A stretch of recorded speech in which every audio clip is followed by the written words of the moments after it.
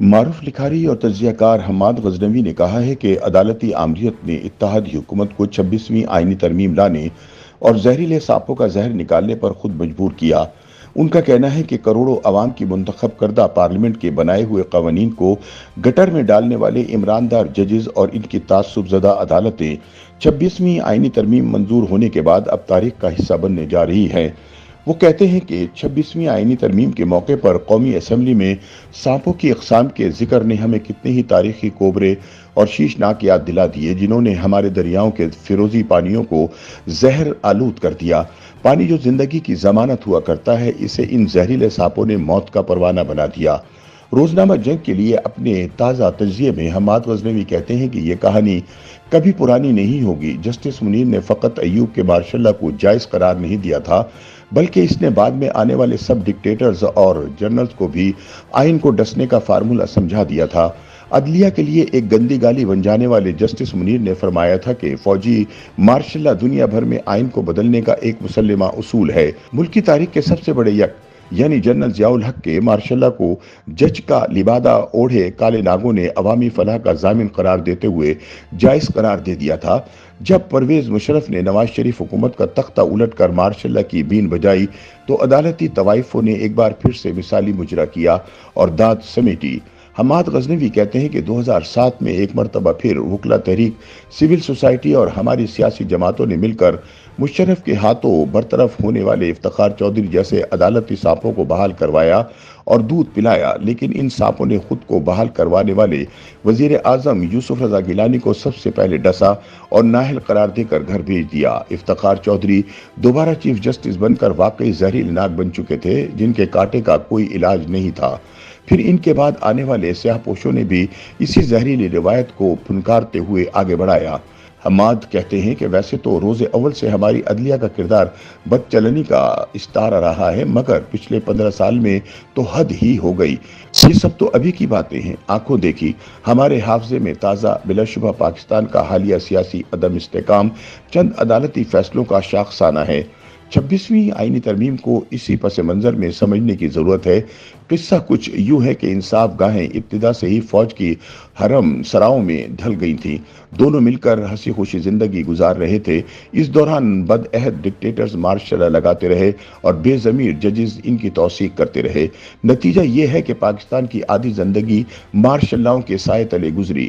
ضیاء کی 8ویں ترمیم کے تحت 90 کی دہائی میں 3 بار اسمبلی توڑی گئی۔ پوری پارلیمان نے مل کر یہ ترمیم ختم کی تو پھر مشرف کا مارشل لا لگ گیا۔ ایسے میں جائیں تو جائیں کہاں؟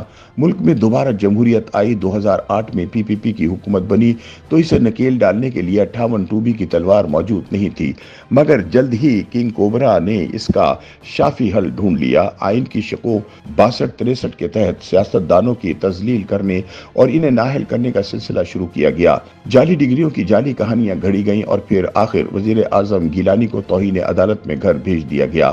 یہ منتخب وزیر اعظم کو نکالنے کا بالکل نیا طریقہ تھا جو بعد میں نواز شریف کو ڈسنے کے کام بھی آیا۔ ان خوشنیتی پر مبنی فیصلوں کے زہر نے جسد ریاست کو نیلا کر دیا۔ حماد غزنوی کہتے ہیں کہ پارلیمنٹ کے بنائے قانون کو عدالت گٹر میں بہانے لگی۔ 3 جج بیٹھ کر آئین کو ری رائٹ کرنے لگے، کھل کر سیاست ہونے لگی۔ پی ڈی ایم حکومت آئی تو اسے کہا گیا کہ آپ افسروں کی پوسٹنگ ٹرانسفر نہیں کر سکتے۔ وزیر اعظم شہباز شریف کی صبح شام پیشیاں شروع ہو گئیں۔ اگر پارٹی سربراہ عمران خان ہیں تو عمر عطا بندیال کی جانب سے ایک فیصلہ دیا گیا، اگر پارٹی صدر چودھری شجاعت حسین ہے تو دوسرا فیصلہ دیا گیا۔ حمزہ شہباز کی پنجاب حکومت ختم کرنے کے لیے خلاف آئین فیصلہ دیا گیا، جس کا مقصد صرف اور صرف سیاسی عدم استحکام پیدا کرنا تھا۔ یہ سب کچھ بلا خوف احتساب کیا جا رہا تھا کیونکہ عدالت کے معاملات میں عوام اور ان کے نمائندوں کا کوئی عمل دخل نہیں تھا۔ حماد غزنوی کہتے ہیں کہ عدالتی ڈکٹیٹرشپ قائم کرنے والے ججز نے 26ویں آئینی ترمیم زبردستی کروائی ہے۔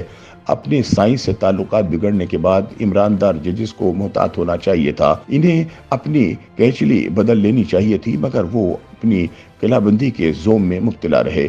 ان کا کہنا ہے کہ ویسے ترمیم کے جان لیوا عمل کے دوران یہ اندازہ تو سب کو ہو گیا ہوگا کہ حکومت پر حلیفوں کے کتنے چیکس ہوتے ہیں۔ ہر سیاسی پارٹی اپنے اپنے انتخابی حلقے کو جواب دہ ہوتی ہے، جبکہ عدالت تو سرے سے کسی کو جواب دہی نہیں ہوا کرتی تھی۔ हमारे बदतरीन अंदेशे भी दुरुस्त हो जाएं तो इससे बुरा कुछ नहीं हो सकता जो हम देख आए हैं। लेकिन चलते चलते मौलाना का शुक्रिया जिन्होंने इस तरमीम की तहजीब की, और बिलावल भुट्टो जी का शुक्रिया जिन्होंने एक साजिश को नाकाम बनाया और हमारे पानियों को मजीद जहर आलूद होने से बचा लिया। YouTube पर गूगली न्यूज देखने के लिए youtube.com की सर्च बार में गूगली न्यूज टीवी टाइप करें। गूगली न्यूज के पेज पर सुर्ख रंग के सब्सक्रिप्शन वाले बटन पर क्लिक करना ना भूलिए। YouTube पेज पर अपलोड होने वाली वीडियोस से बाखबर रहने के लिए बेल आइकन पर क्लिक कीजिए। आपको हर नई वीडियो के बारे में नोटिफिकेशन मौसूल हो जाएगा।